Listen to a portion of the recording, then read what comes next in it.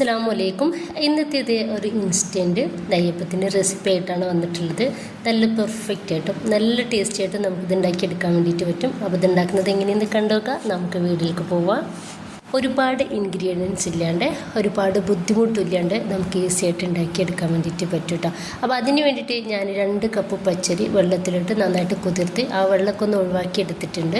ഇനിയിപ്പോൾ നമുക്കത് മിക്സഡ് ജാറിലേക്ക് ഇട്ട് കൊടുക്കാം. അപ്പോൾ ഞാൻ 2 പ്രാവശ്യമായിട്ടാണ് അരച്ചെടുക്കുന്നത്. നമുക്ക് അരിപ്പൊടി വെച്ചിട്ടും ഇങ്ങനെ ചെയ്തെടുക്കാം കേട്ടോ. പക്ഷേ പച്ചരി വെച്ചിട്ടാവുമ്പോൾ ഒന്നുകൂടി ടേസ്റ്റ് നെയ്യപ്പത്തിന് അത് തന്നെയാണ്. അപ്പോൾ ഞാൻ പകുതി പച്ചരി ഇട്ട് കൊടുത്തിട്ട് 1 ടീസ്പൂൺ ചെറിയ ജീരകവും ഒരു 5 ഏലക്കായ ഞാനിതിലേക്ക് ഇട്ട് കൊടുക്കുന്നുണ്ട്. നല്ലൊരു ഫ്ലേവറിന് വേണ്ടിയിട്ടാണ്. ഇനിയിപ്പോൾ ഇതിലോട്ട് ഒരു 3 ടേബിൾ സ്പൂണ് ചോറ് നമുക്ക് ചേർത്ത് കൊടുക്കാം. 2 കപ്പ് പച്ചരിക്ക് നമ്മളിവിടെ എടുത്തിട്ടുള്ളത് 3 ടേബിൾ സ്പൂൺ ചോറാണ്. ഇനിയിപ്പോൾ ഞാനിത് 1/2 കപ്പ് വെള്ളം ഒഴിച്ചെടുത്തിട്ട് നല്ല ഫൈൻ പേസ്റ്റ് ആക്കിയിട്ട് അരച്ചെടുക്കാം. ഫസ്റ്റത്തെ ആ ഒരു ട്രിപ്പ് ഞാനൊന്ന് അരച്ചെടുത്തിട്ടുണ്ട്. ചെറിയ തരികളോട് കൂടിയിട്ട് വേണം നമ്മൾ നെയ്യപ്പത്തിലോട്ട് അരച്ചെടുക്കാൻ വേണ്ടിയിട്ട്. ആദ്യത് ഞാൻ ഒരു 1/4 കപ്പ് വെള്ളത്തിലാണ് കേട്ടോ അരച്ചെടുത്തിട്ടുള്ളത്. അപ്പോൾ നമ്മൾ അരി അരക്കാൻ വേണ്ടിയിട്ട് നമുക്കായിട്ടുള്ളത് 3/4 കപ്പ് വെള്ളമാണ്. അപ്പോൾ വെള്ളത്തിൻ്റെ അളവ് നമ്മൾ നന്നായിട്ട് ശ്രദ്ധിക്കുക. നന്നായിട്ട് നമുക്കിതൊന്ന് മിക്സ് ആക്കി എടുക്കാം. ഞാൻ ഒരു 4 ക്യൂബ് ശർക്കര ഇതുപോലെ ഒന്ന് ചതച്ചെടുത്തിട്ടുണ്ട്. ഇനിയിപ്പോൾ ഇതിലോട്ട് നമ്മൾ ചേർക്കുന്നത് ഒരു 1/4 കപ്പ് വെള്ളമാണ്. ഈ ഒരു വെള്ളം നമ്മൾ ഒഴിച്ചു കൊടുത്തിട്ട് നമുക്കിത് നന്നായിട്ട് ഒന്ന് ഉരുക്കിയെടുക്കാം. ഈ ഒരു സമയത്ത് നമ്മുടെ മാവിലോട്ട് ഞാനിതാ ഒരു 1/4 ടീസ്പൂൺ ബേക്കിംഗ് സോഡ ചേർത്ത് കൊടുത്തിട്ട് നന്നായിട്ട് ഒന്ന് മിക്സാക്കി എടുക്കുന്നുണ്ട്.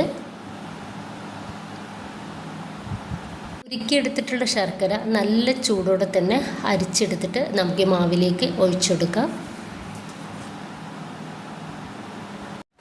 ഉടനെ തന്നെ നമുക്കിത് നന്നായിട്ട് ഒന്ന് മിക്സാക്കി എടുക്കാം. പെട്ടെന്ന് തന്നെ നമ്മളിത് മിക്സാക്കി എടുക്കണം, അല്ലെങ്കിൽ നമ്മുടെ ഒരു മാവ് വെന്ത് പോകട്ടാം. ഇപ്പോൾ ഇതാ ഞാനത് നന്നായിട്ടൊന്ന് മിക്സാക്കി എടുത്തിട്ടുണ്ട്. ഇതിലേക്ക് ഒരു 1/4 കപ്പ് മൈദ കൂടി ചേർത്ത് കൊടുത്തിട്ട് ഒന്നുകൂടി മിക്സാക്കി എടുക്കാം.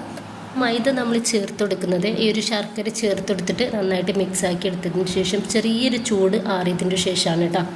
ഇപ്പോൾ ഇതാ ഈ ഒരു തിക്നെസ്സിലാണ് നമുക്കിത് വേണ്ടത്. നമുക്ക് ഭയങ്കര തിക്കാവും ചെയ്ത് ലൂസായിട്ട് നിൽക്കുകയും ചെയ്യരുത് കേട്ടോ. ഈ ഒരു തിക്നെസ്സിൽ വേണം നമുക്ക് ഈ ഒരു നെയ്യപ്പത്തിൻ്റെ മാവ് ഉണ്ടാക്കിയെടുക്കാൻ വേണ്ടിയിട്ട്. സമയത്ത് ഞാനിതിലേക്ക് കുറച്ച് വെളുത്ത എള്ള് എടുത്തിട്ടുണ്ട്, ഒന്ന് വറുത്തെടുത്തിട്ടുണ്ട്. ഈ ഒരു എള്ള് അതുകൂടി ഇതിലേക്ക് ചേർത്തിട്ട് ഒന്നുകൂടി മിക്സാക്കി എടുക്കാം. ഇതിൻ്റെ കൂടെ തന്നെ ഞാൻ ഇതിലോട്ട് ഒരു പിഞ്ച് ഉപ്പ് ചേർക്കുന്നുണ്ട്.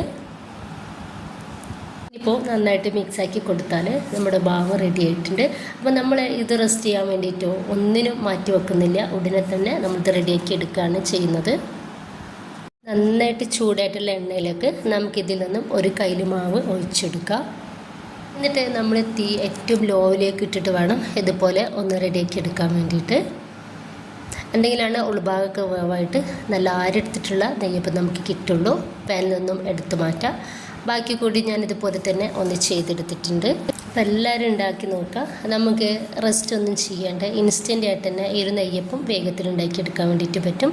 അപ്പോൾ നിങ്ങളുടെ അഭിപ്രായങ്ങൾ അറിയിക്കുക. ഇഷ്ടമായിട്ടുണ്ടെങ്കിൽ നിങ്ങളുടെ സപ്പോർട്ടൊക്കെ ഉണ്ടാവും ഇൻഷാ അല്ലാഹ്. ഓക്കെ.